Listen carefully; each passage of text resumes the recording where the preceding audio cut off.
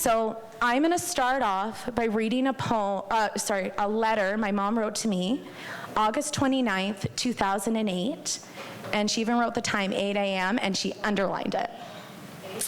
I photocopied it, so her actual letter is right down here in these frames, and so you can check it out afterwards, okay? So here I go. Dear Mandy, just wishing you well on the new chapter of your journey. You've done so well. I'm so proud of you. I've always been. You always try to follow through. Dedication is an awesome quality.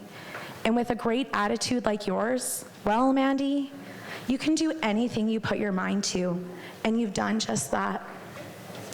I'm actually just sitting here thinking about how you held a job and went to school full time, and you still made time for yourself and others. You're a beautiful young lady, a strong, independent one. That's what it's all about.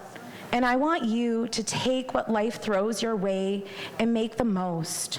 Try new things and overcome any obstacles. Because you have the answers. It's taken me a long time to get that, but it's true. Nobody can make anyone happy. It truly has to come from oneself.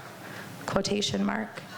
If I could have done so many things different, end quotation. If I can't change the past. What's done is done. However, now that my mind is clear and I'm no longer a practicing drug addict, what I'm saying is that we live, we learn, we never stop learning. I feel so good, mentally, physically. I'm getting to know a different person than the one I knew before. Does that make sense to you? I believe I've changed, and I think my mom is right when she says Tony has a lot to do with it. I'm so in love, and I want to let someone love me instead of pushing them away. Not easy to change. In a way, it's about getting to know yourself, what you like, and then doing it. Well, for myself, although with change comes with growth. You have the world at your hands. It's so beautiful. You come from very strong women, your grandmothers, your great-grandmothers, and so on.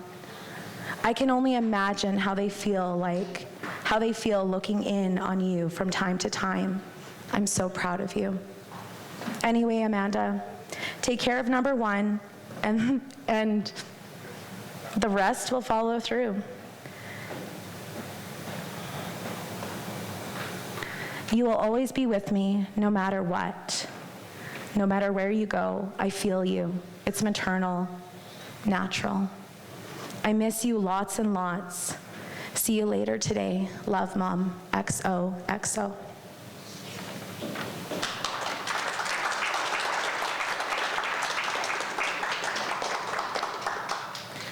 Okay, can we just acknowledge what a beautiful letter that was from my mom? And she's so smart, she knows how to express herself, okay? But she had so many challenges and she went through so much trauma. Her dad never accepted her as his, even though my grandma got pregnant the first time she had sex with him when she was 14. She had to drop out of school because she was too big to fit in the desk. As if it could be anybody else's child. It's laughable. Anyways, moving on. I'm going to read a poem I wrote, and the poem I wrote is about the letters she wrote us when we were growing up, and specifically about her handwriting and her penmanship, which is really why I framed these letters, well, the one letter, so you can see how beautiful her penmanship is, okay? So it's called Handwriting. My mom wrote us letters, and as I think of the letters she wrote, they seem so much like a journal entry I would write or have written. And then I think of her beautiful penmanship, her handwriting.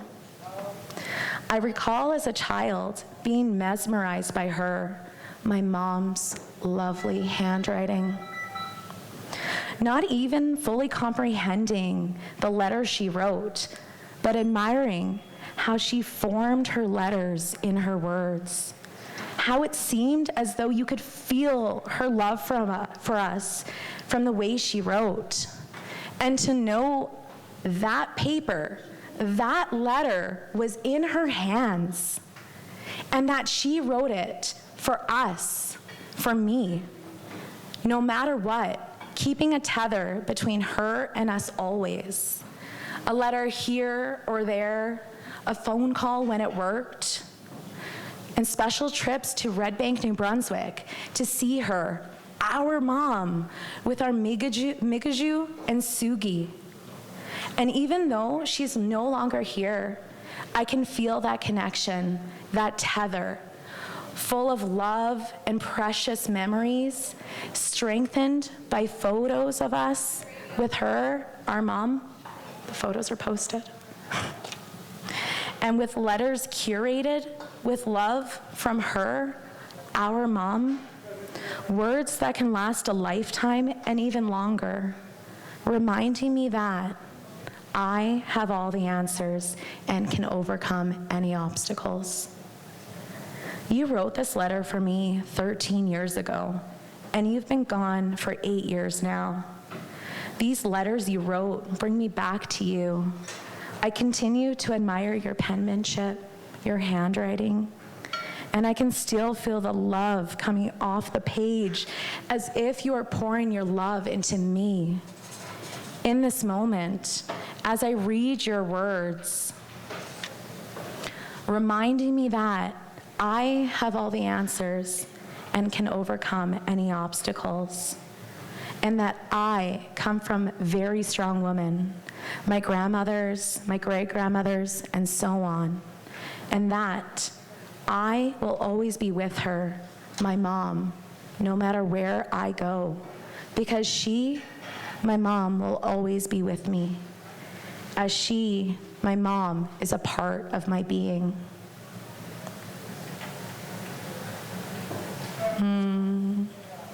Even my own handwriting reminds me of her handwriting. We have different styles, but our styles are both beautiful in their own ways, just like our spirits are, similar and different, but also beautifully bright. I carry your spirit with me, continuing to always be tethered to you through love, carrying you with me, and reminding me that I have all the answers and can overcome any obstacles. Yesalu. That means I love you in Mi'kmaq. Thank you.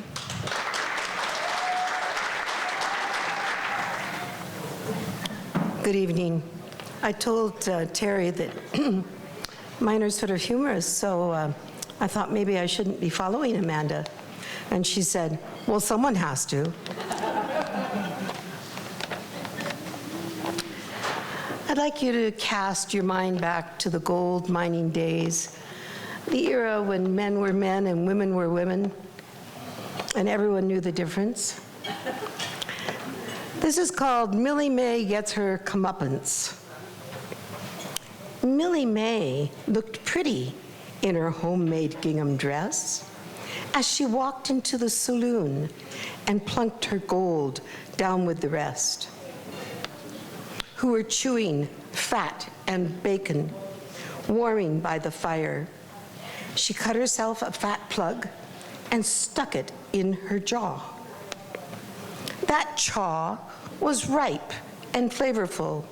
She savored till her cheek felt full, then turned her mouth in that direction and hit the spittoon in one huge ejection.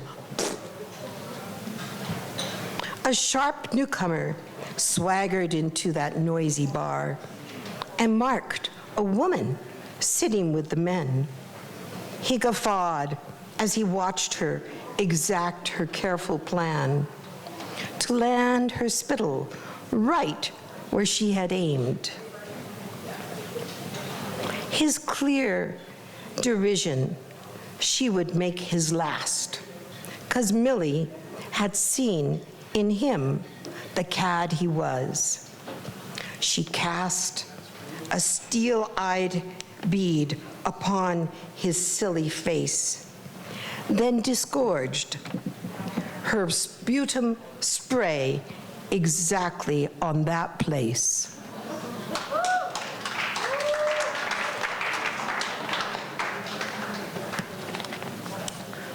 Now, we're talking about strong women, but sometimes strong women tend to get drawn in to people who aren't exactly the right people for them. And this is for us to remember. This poem is called "Privilege Does Not Recognize Itself." Mindless days in suburb silos, FaceTiming with faceless pals, speeding along life's highways, going where no one knows. Privilege does not recognize itself. Checking her ass in her designer jeans and brand name t-shirt in the mirror as she strives to look like all the others. So caught up in her desires, others' misery causes not a ripple. Her only thoughts of the most needy is scorning them in her favorite malls. Far from her, their life on nearby lands is harsh with incessant boil water orders. Scarce electricity and crowded lodgings make harsh winters too long to endure. While she, well-fed in well-lit rooms, complains when blackouts dare last a fraction of an hour, 'cause she's got pizza baking in the oven, warm in homes where taps spout liquid gold. She believes the endless mantra she's been fed, that our vast resources we deserve, especially those we've stolen from the others, who we dismiss when we see them starve. To perpetuate her lavish dream of living pampered lives to the extreme, she'll vote for leaders who believe the same and never question the cost of their own greed. Thank you.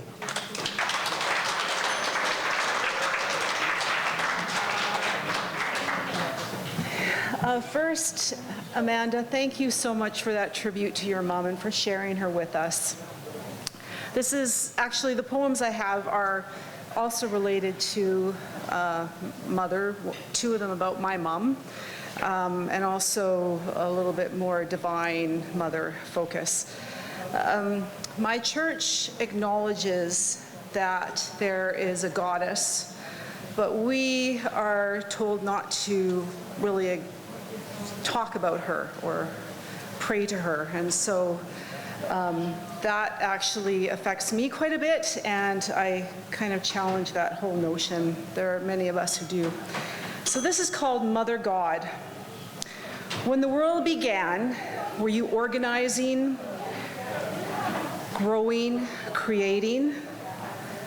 I have to imagine, infer, and ponder because they hide you in their patriarchal hegemony. Do the trees, the bird songs, the trickling streams speak of you? Do my prayers reach you even when I'm told not to pray? When I'm bleeding, birthing, mothering, it's you I yearn for. I'm taught to turn to God, but instinctively I reach for Goddess.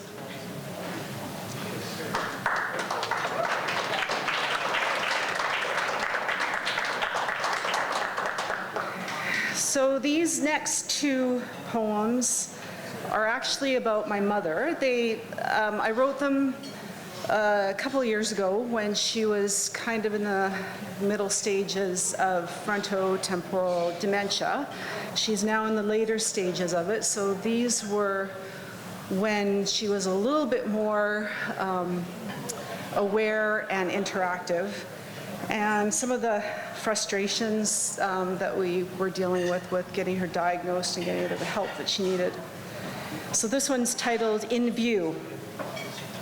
So no one sees or recognizes really, or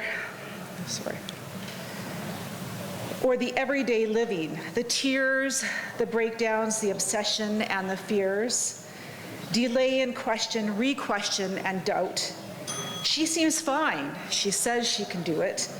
No one sees when the door is closed and she dissolves in anxiety and demands her supper at 3 p.m. There was a time when I was certain she would get back to normal, but now I know better. Those who can make a difference, who can help, why don't they see what we see?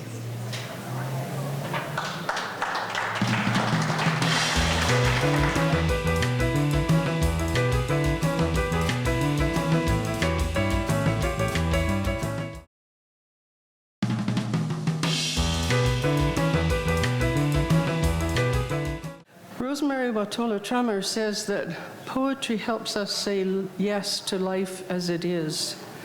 I think that's very apt. This is a poem called A Sudden Call.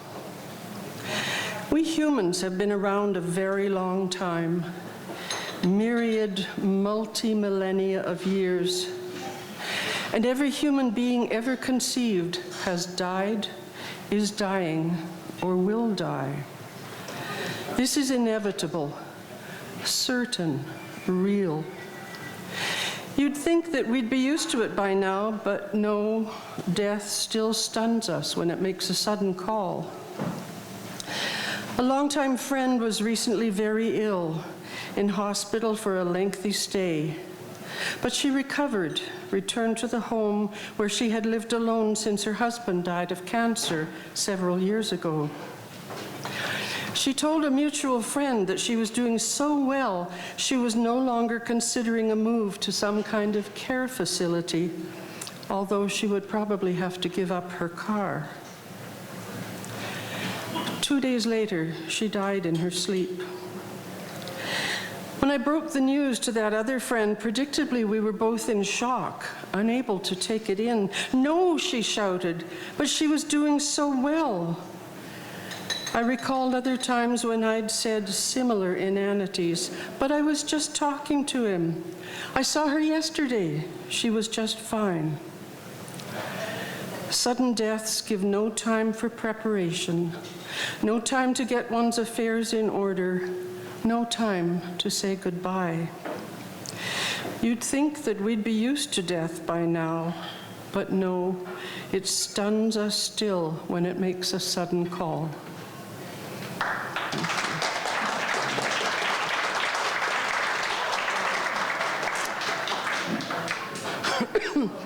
This second poem is, in a sense, in a similar vein. Just over 2 weeks from now would be Good Friday, and I know that culturally that doesn't have much significance anymore, but I do hope that at least most people have an inkling of what it's about. So this poem is just called Good Friday. I think I wrote it last year. On this, a thin times day, I pause, step out of my life's busyness to reflect, to acknowledge, and to grieve so many, oh, so many senseless deaths. All are vulnerable, all creatures great and small. Far too many are victims of human folly, ignorance, arrogance, selfishness, greed, and indifference. On this day, death is splattered dark against the sky in the image of 3 tortured souls dying agonizing deaths, hanging on trees, themselves victims of human heartlessness, to prove a point which seems to have made some sense to some sick minds, and sadly does so still to many.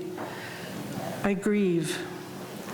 I feel our culpability and my inability to do anything more than mourn and hold my aching heart in solidarity with all who suffer. Such needless suffering was common long before those triple Roman crosses. It endures and will last as long as there are those whose consciences are dormant, or even worse. And I must pause to hear the voice of my own higher self, for I am not other than the rest of my kind. And so on this hard day, I ponder and I wait. Our human tale is not yet fully told, and always, always, there is hope. So my first one is called Yearning. Yearning for learning, but nothing is stirring concerning the burning, the journey has halt. Churning and turning and swirling and whirling, discerning the hurting as church-led assault. Question the lesson or make a suggestion is seen as aggression, suppressing your sin. Lessen oppression and stop the digression, just standard expression and whitewashed spin. Lonely and coldly I'm sitting remotely, abandoned so slowly in shadows I wait. Holy, unholy, now only a phony, and no one still knows me, a plateau deflate. Listen for bliss, I'm just missing the kissing of spirited fixin' my paradigm shift. Christen the ship and dismissing the tricks and the politics mix, yet I'm feeling the sift.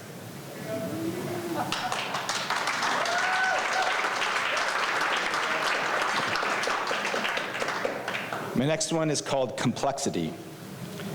Complexity perplexes thee, simplicity it vexes me, eliciting complicitly, abandonment so recklessly, inadequate, inanimate, and sorely not compassionate, so poorly though, thought lordly though, soul infecting, contaminate, sufficiently inhibiting the visiting of ministry, a symphony of imagery, your bigotry so vicious, see, efficiently prohibiting the limits of soliciting, not riveting, just dwindling, and dulling of my glistening.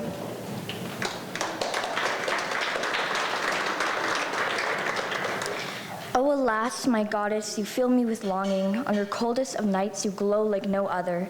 Whether it be to love or to suffer, your golden rings, your tears of wonder. The sun rises, but not to show off the people who walk upon you, but to show you in all your glory, your rolling hills, your diamond water. Oh, but let me be alone to wander. I wish to graze the plains that have been blessed by thee. I wish to see the places unseen. The stories unfold, wishful and bold, from green to gold, from young to old. Life is futile without you to walk this mile. It's been years since I last laid my eyes on you, last smelt the essence of the you. I wake this night, so I must be forthright. I would not be here today if it was not for thee. You are the ground I walk upon, the air I breathe in, the mountains that are filled with tin, the fresh, bitter-sweet morning dew that I dream to swim in. Mother, maiden, crone, I see that you are dying. I see as you grasp for strength, your forests wailing with their trees blazing. Oil fills your lungs, blocking out your many suns, as your children start wars with cannons and guns. I feel as the stars cry their pleas, as the moons wail and the sun's bright light pales. The shudder of your heartbeat, the stutter of your voice carries through wind. Oh mother, how I wish I could heal you with my soul. Alas, I hope this knowledge that I stole will not be in vain, for if you perish, that will be my bane.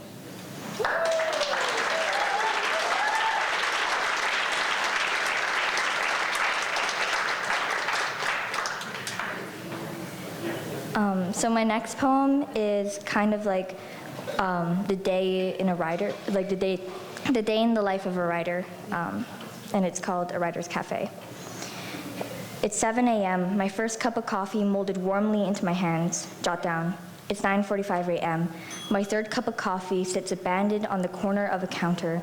My notebook still a blank canvas for me to fill with wonder. Jot down. It's 11 a.m. 3 cups of coffee and an orange juice later, the smell of bacon sizzling in a pan turns my stomach into a savage beast. Jot down. The front doorbell rings repeatedly in my ear as customers rush in like flies on cattle. Jot down. The clouds begin to darken, casting a shadow over the city. The fluorescent lights flicker to an unknown rhythm, with their melancholy buzz banishing the darkness from sight. Jot down. The smell of rain penetrates my senses as I watch 2 raindrops like NASCAR drivers race down the window pane, only to fall on the cold, unforgiving pavement. Jot down. I feel my hand beginning to contort like a puppeteer's strings. I feel the dyed faux leather booth stick to me like a second skin. Jot down.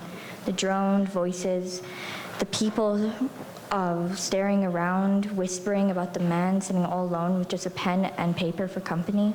Electric buzz takes me by hold. The soft, melancholy voice of Leonard Cohen fills me with longing. Jot down. A red sports car flies past me as if running from death itself. Cars honk, sirens wail, birds chirp, bees buzz, flowers wilt, stars tilt, moons wane, children feel pain. Rain. Jot down. It's 10 p.m. I'm the last one in the shop, alone once again with my thoughts. Incomprehensible phrases paint my pages, but maybe someone can decipher this complex puzzle, or perhaps I'll just come back tomorrow.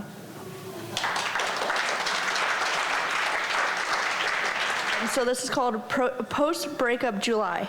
You've probably moved past the breakup. It's been a while since we saw each other last, and you've probably forgotten about me. Little old me. I wish that was how it was for me, but every morning sunrise makes me think of you. Every time I hear Elton John, I think of how you said Tiny Dancer made you think of me. Little old me. Every anxious thought I have, I hear your voice reassuring me it will be okay. So even though it's been 3 months since we ended things, and there's a chance you used it to move on, I used it to feel closure, to reminisce on a time I felt loved. Thank you. My next one is called Justice System. If I had just been quiet, maybe I'd just get justice. Maybe if I had stayed quiet, they'd believe me. Funny how this is what we call our justice system, when the only one getting justice is the rapist. Thank you. The next one's called You're Only a Feminist Till. I wrote this about my brother. He's got some messed up views about women. You preach women should have rights. Women matter. You are only a feminist until she says no. You are only a feminist until she puts up a fight. Doesn't give you what you want. You're only a feminist when it's convenient for you. Until it's your best friend, your mom, or even your sister. You victim blame and contradict yourself. What you believe in. You are only a feminist when it's about you.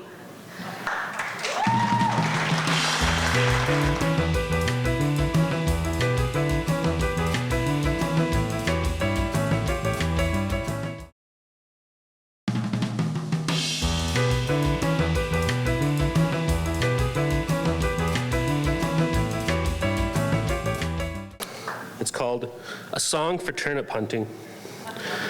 Tonight, I dream I am the turnip in the sky. Beside your partner, morning star, I watch you wave your Istawanatagope digging stick against the sun, against the moon, and finally towards me. Dig me slowly and see. Break the topsoil and enter through the grass roots. The land hides me. The land protects me. Peel back her sun-bleached scalp rustling in the wind. She is my home, and she is the color of muddy wine. Scrape the clay from my ribs and brush the sand from my hips. Feel the dirt beneath your charcoal fingernails, slivers of ochre from my endless granular vault. Electricity and tremors through your arms, close enough to measure my pulse. My umbilical taproot connects me to where it is dark and cold. Sever this union while the faithful cranes watch idly. Find your way home and release me. My hunter, my deliverer, dig me slowly, and as you fall from the hole in the sky, see how I fit in your palm, how I fit in your chest. Measured breaths, plummeting, your belly murmurations, and the gray blurred flapping of desperate wings. Don't be afraid. Descend, descend, then wash my corpse and place me among your harvest, among the bitter roots, among the sweet berries, and here my amethyst flowers will bloom undying. A broken promise to morning star, the prickle of chilled earth under your son's infant palms. Witness the boy rise and join the above world, taking his place as fixed star in my hole in the sky. Mourn him, celebrate his light. Beneath the robe where he touched ground, you will find a puffball mushroom, glowing and constant for us to remember. He is still with us.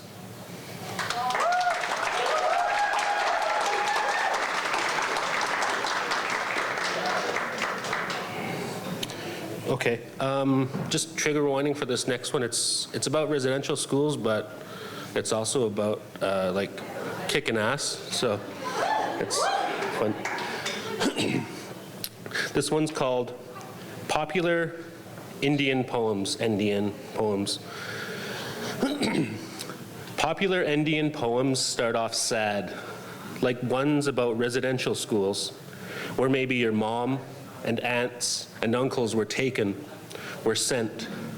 This time it's Catholic, but it could have easily been Anglican, Unitarian, and so on.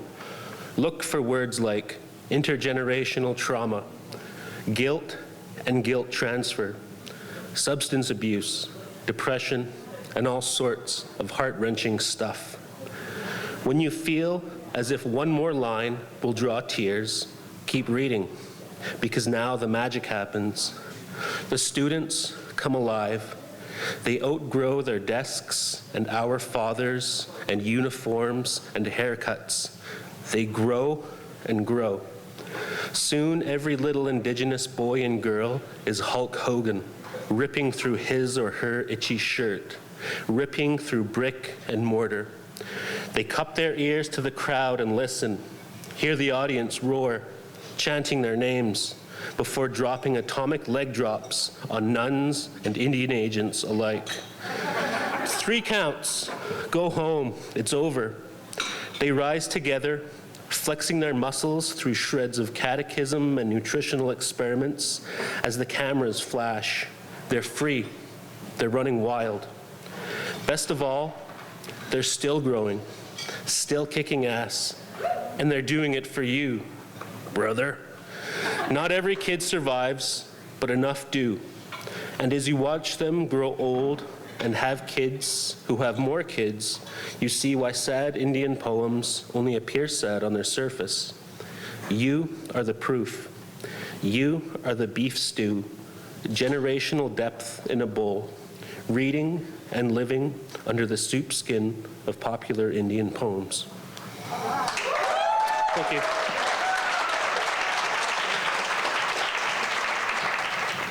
The answers, the true me, locked away in a cage deep within my brain. I try to stop it, but there they are, the little devil and angel on either side of my shoulders. Or is it that my left and right brain don't see eye to eye? I don't know what better way to explain the war that I feel go on within me. Whether it's a rage episode or a complete mental breakdown, these things called emotional buttons can be pushed ever so slightly and cause me to become someone I don't recognize. Tiny angel, stop. You do not need to react like this. Tiny devil, don't stop, or no one will ever hear you. No one ever hears you. This is the only way to be heard. Tiny angel, no, please don't listen to it. Take a breath. Use your skills you have learned for times like these. Tiny devil, this is the only way to get your feelings out. You are crazy. Everyone already thinks you're crazy. Why not show them crazy? Tiny angel, no, you're not crazy. Just reflect and not react out of emotion. Part of brain, little me, question mark, in cage, question mark. Go mute. No one wants to hear what you have to say. No one will understand. Tiny devil, do you really think how you're reacting and how things affect you is normal? You can't mask it anymore. Let it out. Tiny angel, but you will regret it. You know that it will end in a bunch of guilt and shame. I feel the monster absorb within me. It's too late now. Please stop. Please stop. Don't keep going on. I need to take a time out for myself. I need to go to my room. Please just stop. Roar!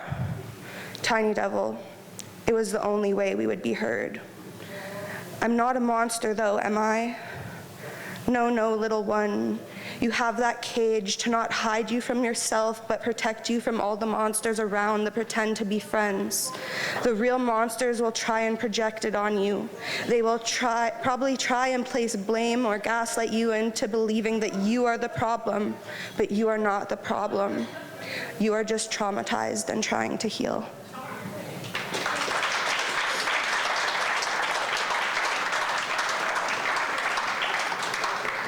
Thank you. This one I also wrote the same night. And so like, I have a skin picking disorder. It like stems from OCD or whatever, but it's like obsessive compulsive. A lot of times you don't even realize or acknowledge that you're doing it. And a lot of it can be like nail biting or picking at any imperfection. And a lot of people do suffer from it, but feel gross about themselves or feel like people think they're weird, so like they don't talk about it. But as I've opened up more about it, I've realized like a lot of people that I know go through the same thing, and this was actually able to like help them, and like they were able to relate. So I thought I would share it.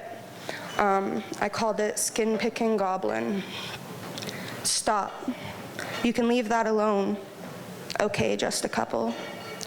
Okay, that's enough. You're starting to kind of hurt yourself now. Stop picking. I can't. Look, now you've made yourself bleed. Quit obsessing. What is it this time? Boredom, stress, self-sabotage, feeling unlovable, unwanted. Stop picking. Hours later. You've gone too far now. This will take forever to heal. You're scarring yourself. People won't want to look at you. You're a weirdo, a freak. You can't even feel a bump on your skin without picking at it. You crave perfection, you crave smooth skin, but it will never happen. You have to protect the skin that you have now. Please stop now. You've done enough damage. I told you to stop. Now look what you've done. I've recreated the craters of the moon. Half the time I'm picking, I disassociate. I'm frozen, picking, feeling, obsessing, repeat.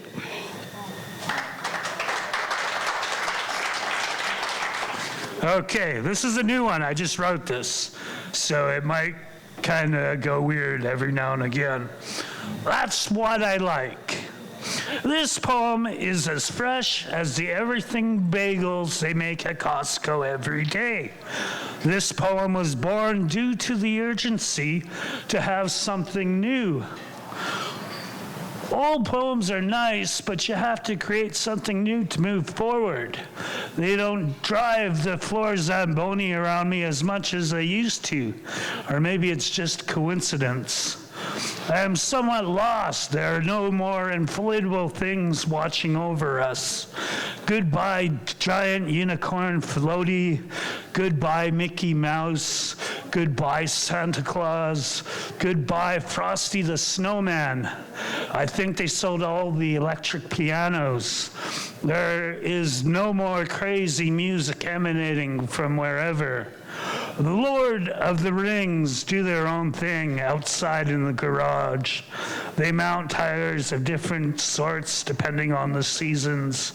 They also mount tires that are new because some folks wear theirs out. They're distinguished by their gray coveralls, which, why gray? It's probably because you won't be able to see how dirty they are. I guess the sack of wonder is not going to fly tonight. Okay.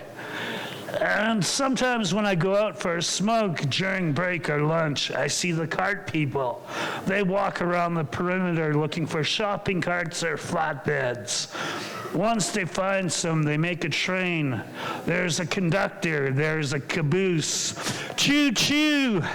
Clickety-clack, clack, clickety-clack, clack. When they go over speed bumps, they change from trains to centipedes.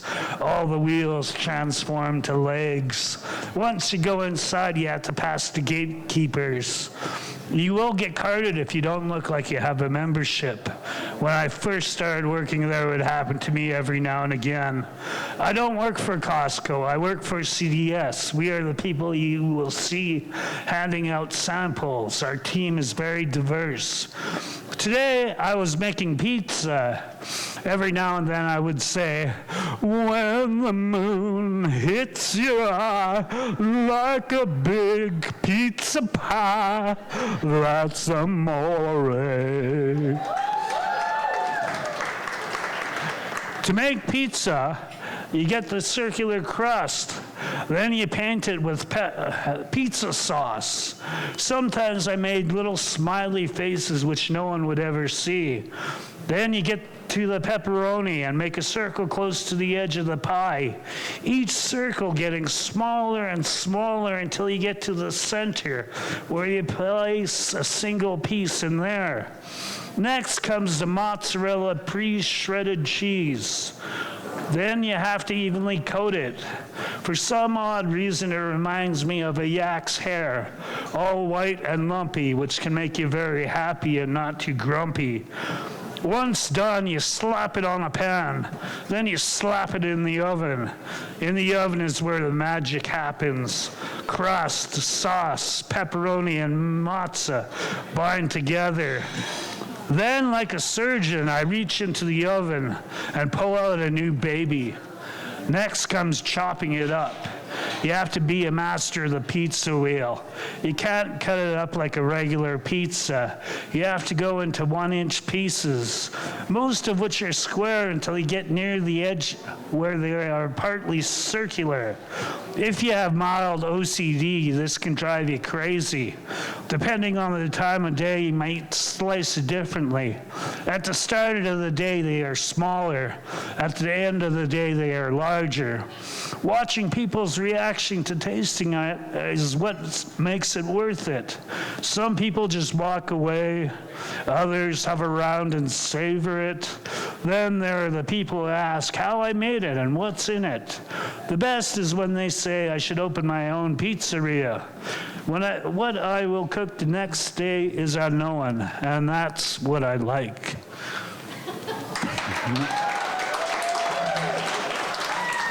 Why are there never poems for the ones who leave? Do we not deserve to have our stories told when we cause our own grief? I didn't have a say in the matter either, as strange as that may sound. Being on the other side has shown me there is not a lot of difference between being the one who is left behind and the one who had to leave. Not when the love has not gone away. Walking away with all of our love here in my heart, when I had done all I could to stay, yet still the knowing persisted. As much as I tried to fight it, in the end, did I really have any more of a choice than I gave you? But we never tell our stories because we were the one who didn't stay. The title of this poem is "The Guilt Keeps Us Silent."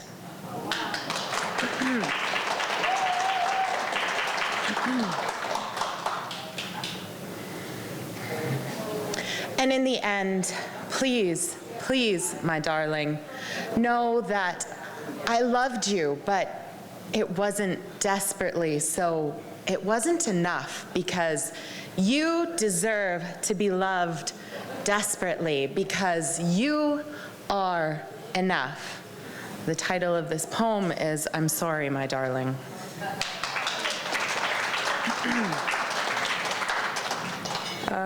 Hi, this first one is just called Colors. I associate colors with the people in my life. I do not have synesthesia, the neurological disorder where you see color with a sound or a name. I just associate the beauty of color with the importance of life. Blood orange, not too dark that I feel isolated or cold, bright enough to remind me of the autumn leaves crunching under my boots. He is the breath of fresh air I've waited so long to breathe. He's the calm in the orange, the breathtaking in the breeze. Blood orange is tranquility. He is serenity. My best friend, Violet, strong and confident, the first person you notice in a crowd. My mother, yellow. I see yellow as forgiveness, the warmth of a mother's love needed as a child, but misunderstood as a teenager. Yellow because she has caused pain but is willing to repair it. For my father, blue for sorrow and abandonment. I wonder if he could see as I see, what colors would he see in his new family? Red for my youngest brother, angry and powerful as he wishes him to be. Instead, I see soft and gentle like pink. I have colors for each of my brothers, each too long to explain, but beautiful all the same. They are the greens, the auburns, the teals of my heart that remind me of love and bonds never broken. These are the colors of my soul, each a part of me, each distinct in their meaning of pain or love, but none less important than the other. Thank you.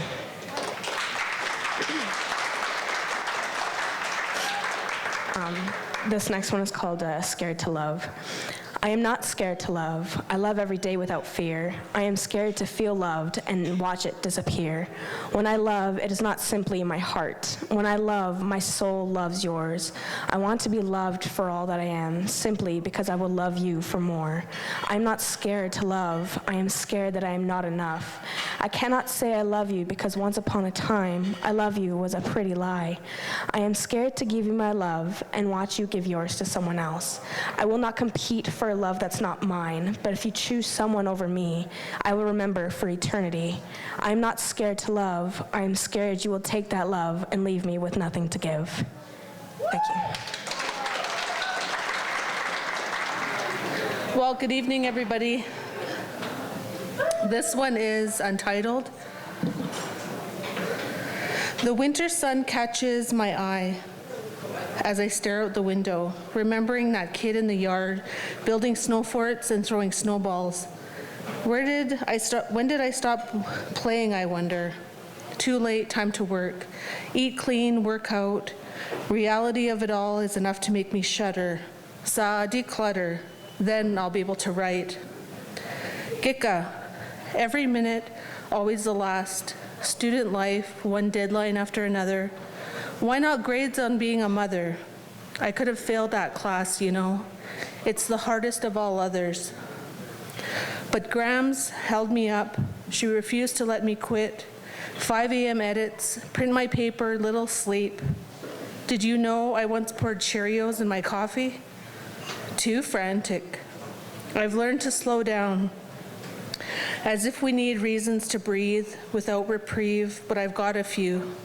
Gina, Jelaine, Hayden, John, Lyman, Roddy, Lulu, Adelaide.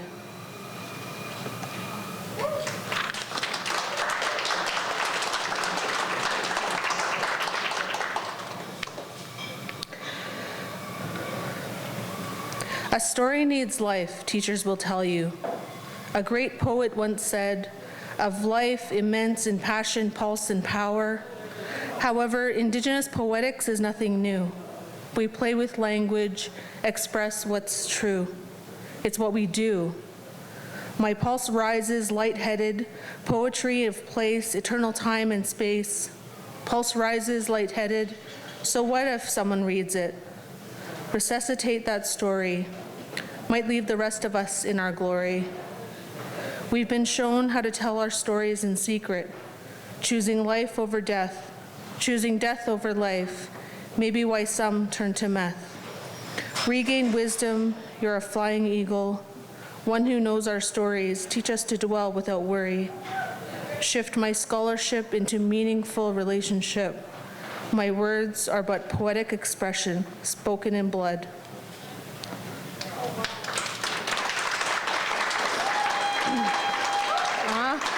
You're very kind. I want to start with a rhetorical question. What if the poets were shallow?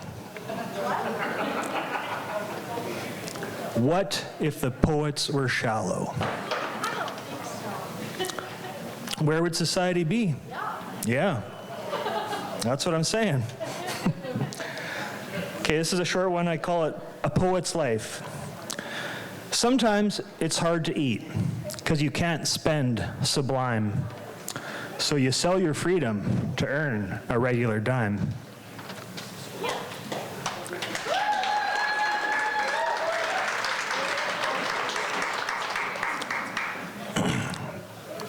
Plumage. The clock smiled at us, as if it knew we were lost. We couldn't see another way, so walked on the wrong side of the veil of ones and zeros. We were tired of our aimless float, tired and lost in the vacuums of our ignorance. With all kinds of navigational aids available to chart our paths, we mostly relied upon the compass tattoos over our hearts. After carefully relearning our ABCs while reinterpreting the Western canon, our bodies and minds listed. Our attempts to unpack the endless parcels of our restlessness proved futile. It was immaterial, though. Our feathers were ruffled and the rhetoric was pluming. With the overture of the new day dawning, we turned our backs on the algorithms of our demise and shucked off our self-imposed limitations.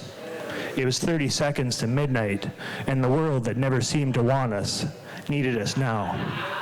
So like anemic royalty, we took flight, breathing rarefied air and gulping down the nuances of our resilience to swallow our intergenerational trauma one more time.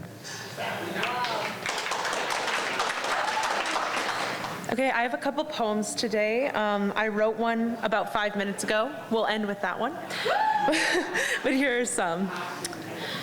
Next to normal, next to usual, next to what was once deemed good, I have fallen amongst the claws of man that grasp upon my milky throat.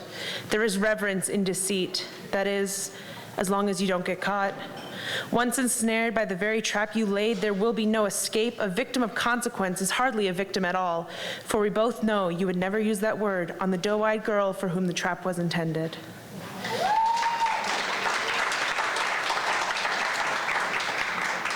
This one is called Indiscernible Noises.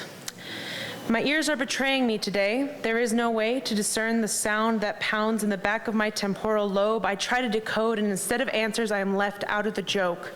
I want to understand. Please let me understand. You speak in tongues and slip your knife between my ribs. I don't know what I did. You are a serpent in a dame's disguise. Your words dance between truths and lies. I cannot evade your wrath. On everyone's behalf, I plead for clarity. Maybe it is only I who heard the deafeningly obscure that snakes between silken lips, the very same that strips me down to my bare. You used to care, and now I bow, afraid of your silver tongue, of pungent punishment. I do not make sense of your judgments, as even the most indiscernible sounds make me want to collapse amongst the very ground that you will crush beneath your heel.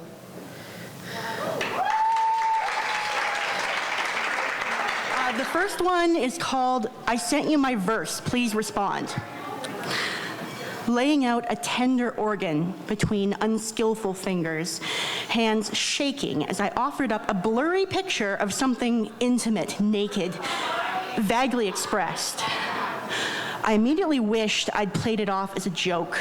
Instead, I feel the creeping, slinking regret, the cold drops of sweaty fear in the hollow of my back because I revealed something private in public.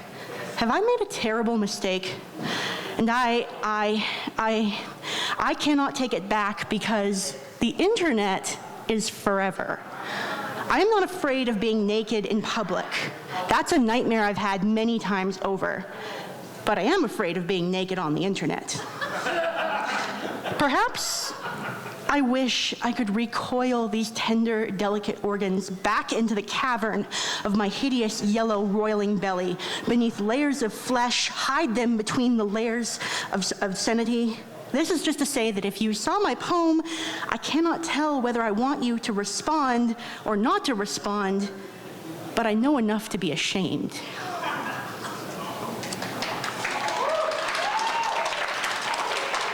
Okay, next one is called A Perfect Avatar. Diegetically, my ugliness is subjective. I'm probably kind of normal or okay. But there's a lot of ugliness within normalcy. Sagging, heavy, bloated flesh, stretched, lightning-scarred, wrinkled, folded, irritated, reddened, chafed, flushed. The matter of human skin and meat is so obscene. Digitally and artistically, all complexities are smoothed away, polished, filed, sanded, scraped, erased. And now, I do not know whether I crave a mirror or paint stripper. All I know is sorrow and loathing for my imperfect, fading beauty, because there was never enough. Now I might try on ugliness and see how it fits.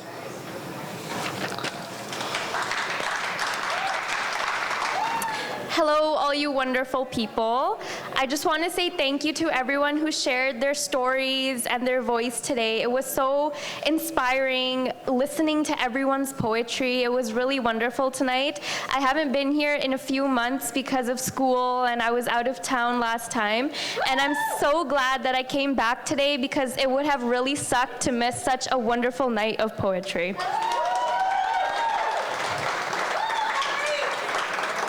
Thank you.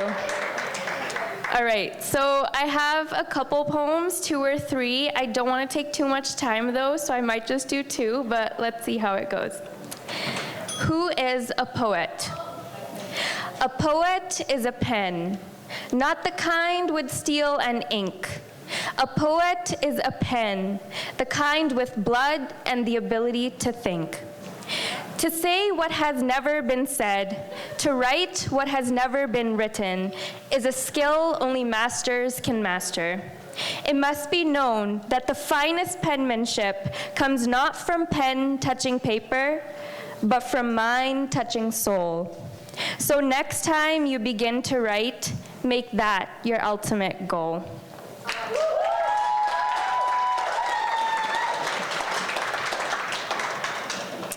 My next one is to honor International Women's Day.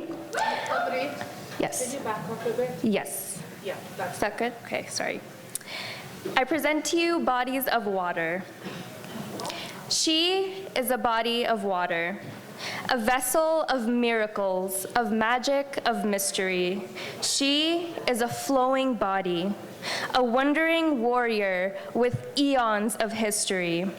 She is a knowing body, limitless, gentle, bold, and fearless. She is a growing body, free-spirited, powerful, breathless, nourishing.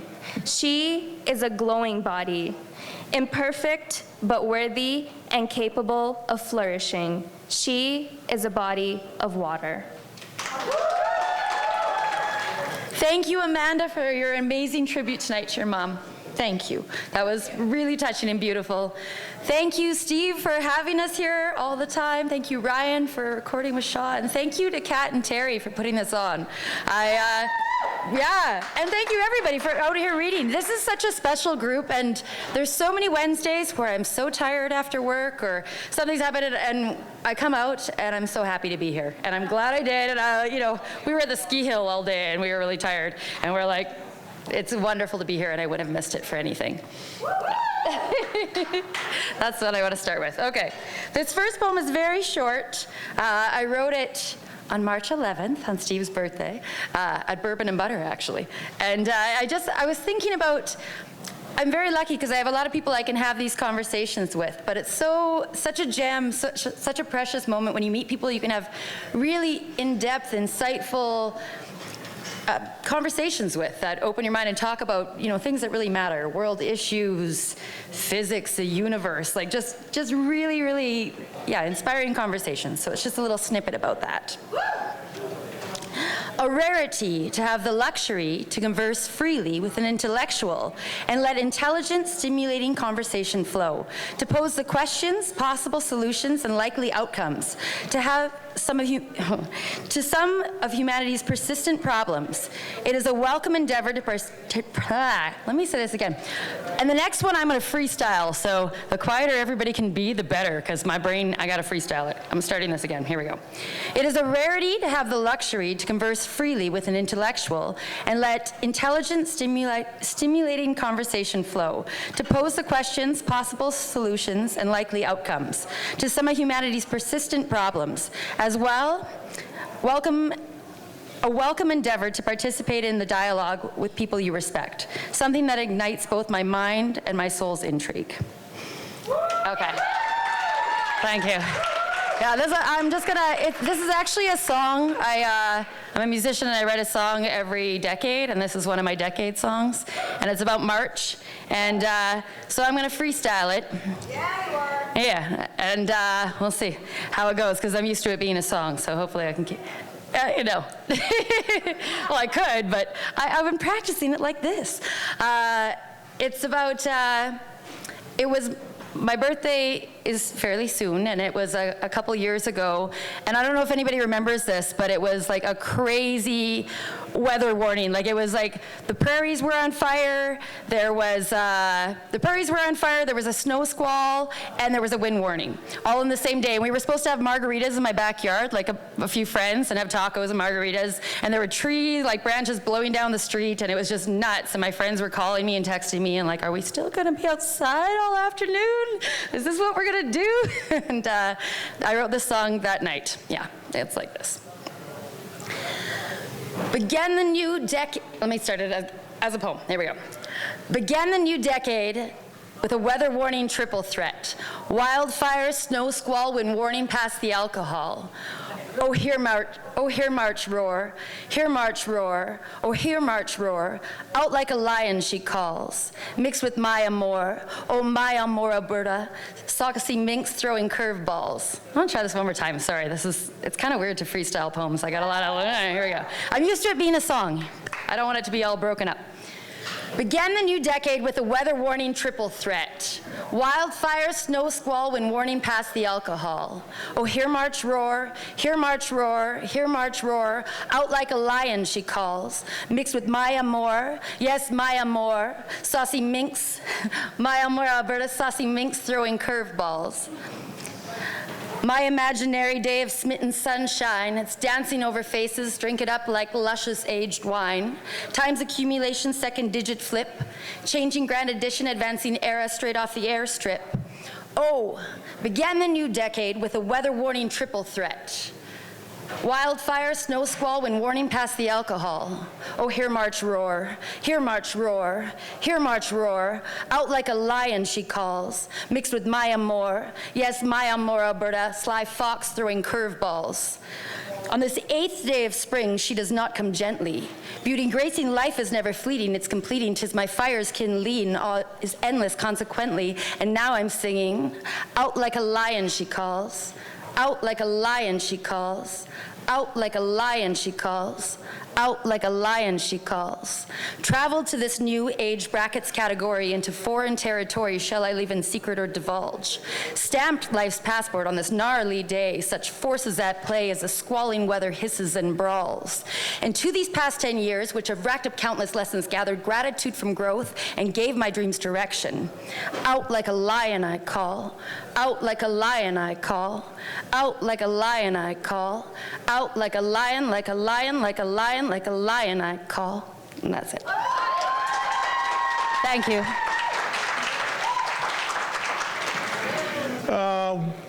We celebrate International Women's Day. We celebrated Poetry Day. Nobody's talked about St. Patrick's Day. A couple of days ago. And this is historically accurate. St. Patrick came to Ireland as a slave. My God, talk about revenge. He pursued them far beyond the grave. My God, talk about revenge. Religion entered into their bones. That's not just an Irish thing. It permeated the very stones. That's not just an Irish thing. Belief shaped them all these years. They took faith into their marrow. In times of trouble, in times of tears, they took faith into their marrow. Guilt roasted them upon a spit in Holy Mother Ireland. The damned fall back on Mother Wit in Holy Mother Ireland. Spilling blood over land and faith. Will the hatred never end? St. Patrick's spirit like a wraith. Will the hatred never end? You know, I mean, you want to celebrate and get drunk and wear green, but the history's a little bloodier. Like part of that comes because of my mother being raised in Ireland. Okay, this one, maybe I'm just being ticked off at things today. was started written for a friend of mine who was talking to me about the gay community in Vancouver holding demonstrations that tended to get or attempted hijackings from some of the more radical than now black bloc little anarchities. And so this is sort of being a cynic in the movement. The hard shell died in the blood, Pentecostals of the revolution. Shaken with glory, giving tongue, firm in the knowledge of the greater good. It's hard to be an agnostic in the movement, an anarchist, suspicious of theory, living in and for the existential flurry of the everlasting struggle of the moment. The moment fades. The battle light subsides. The untrue believer gets the stink eye from the faithful. And if the revolution's won, the wide apostate hides or legs it for the nearest foreign border. There to take up life's battle once again against the most current prevailing order. Okay. Nidani ko abamaki tsunadapi.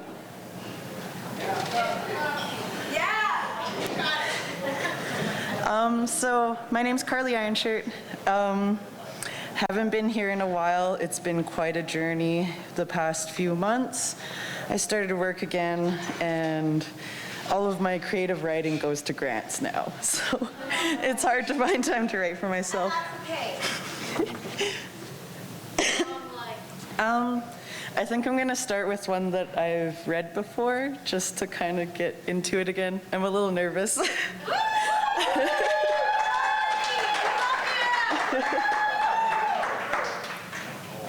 So this one's kind of like, I guess, like growing up, I grew up in a Christian school, so we always grew up praying to God every morning and stuff, and then I didn't really didn't really learn how to pray in Blackfoot and stuff until I was in like grade 7.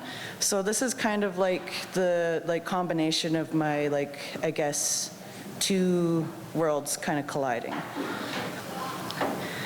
Ginuna inigatsumatsis, ispumochkinan apistaduki.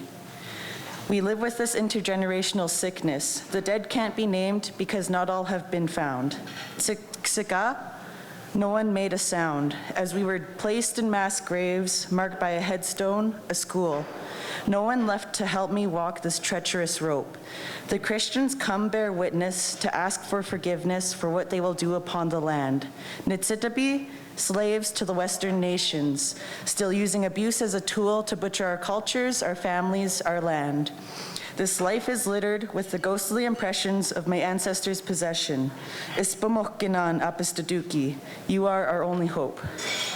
And then, my poem. Luke told me to show you guys, so I'll show you guys.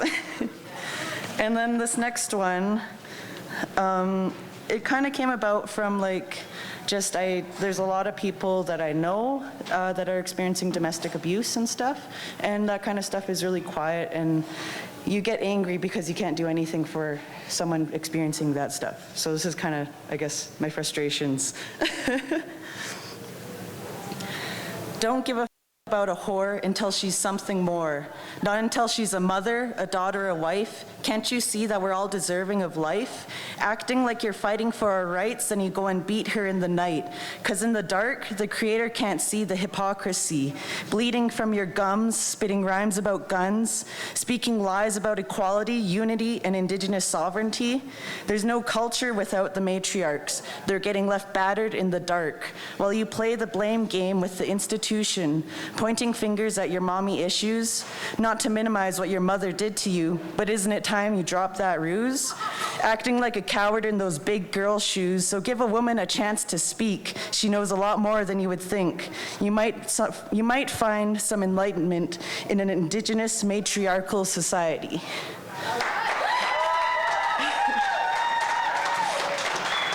Tonight I wanted to read just two. I'm going to close out with just two. This is a poem that I wrote when one of my friends was having a really hard time. And I have a lot of people I know who go through hard times. This is called One More Day. Don't give up. I know it's so hard. But where there's life, there really is hope. Stay alive one more day, and then again one more day. Do whatever it takes to move to happiness. Well, okay, we'll settle for peace if we can't get happiness. Rest now, sleep now. Hold on to your pillow. Hold on to your blankie. Hold on to yourself, your precious self. Hold on to one more day, and then for another day, and then again for one more day after that. The only thing life promises is change, so stick around. Don't miss the change that's a-coming. From today to happiness.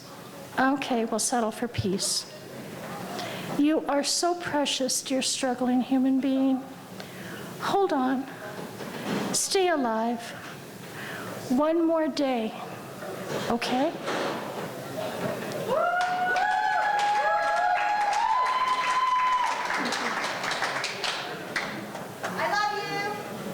Thank you. So much. Okay, and then this one is called Our Responsibility to Be Informed. How do you get your news? How do you live out your citizenly responsibility to be informed? In times of war, it feels like we must keep up with it all. We must know which cities are now occupied by the enemy. We must watch the crowded lineups of women and children escaping the country when they can. We must keep up 3, 5, 9 times a day as our phones ping another notification of death, of suffering. You know, we feel good knowing these things, keeping up with the latest. We're being responsible, well-informed citizens. We even think we know what's really going on, forgetting that the first casualty of war is the truth. But what is really going on? And did you hear about some of the other news? That in Red Deer, healthy twins were born to a couple who'd yearned for 10 years for a child. Or did you hear about that family in Calgary whose grandparents needed to move into assisted living? So they renovated their home so that the grandparents could move in with them. Did you hear that in schools around the world, teachers gently taught little ones how to read? And not just today, but every day. Or that in hospital, in every nation, the nurses cared for their patients and lives were saved. Be conscious of what news you take in. What's really going on? A lot more than we're told. And my phone will not give me the rest of it. So that's good. Well, as some of you may know, it was Poetry Day yesterday. Was it? Yeah, I think so. Anyway, I'd like to start with, why do I write a poem? I write a poem because it wants to be written. Sometimes inspired or instigated by something happening to me or someone close to me. Sometimes because nature shows me beauty that no human can create or replicate. Sometimes I write a poem because that is the best way to express how I feel. Sometimes I write a poem because it is the only way the muse lets me do other things. And trust me, you don't want to ignore or annoy the muse.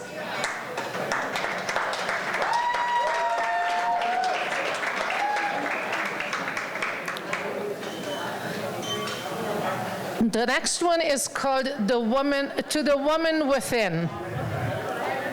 Slow down, woman. It is a hectic, busy world we live in. Relax, my dear woman. Sit by the water. Be one with it. Don't overwork yourself. Delegate and ask for assistance. Smell the flowers, dear one. Don't let the joys of life pass you by. Spend time with other women. They will nurture your heart and mind. Hug a child, dear woman. Pass on your love and take in the deep joy coming from a child. Ask for what you need, even if you felt let down 1,000 times. Spend time laughing until you cry. It will make the rest of life more bearable. Take care of your needs. Without that, you can't take care of anyone else. Amen.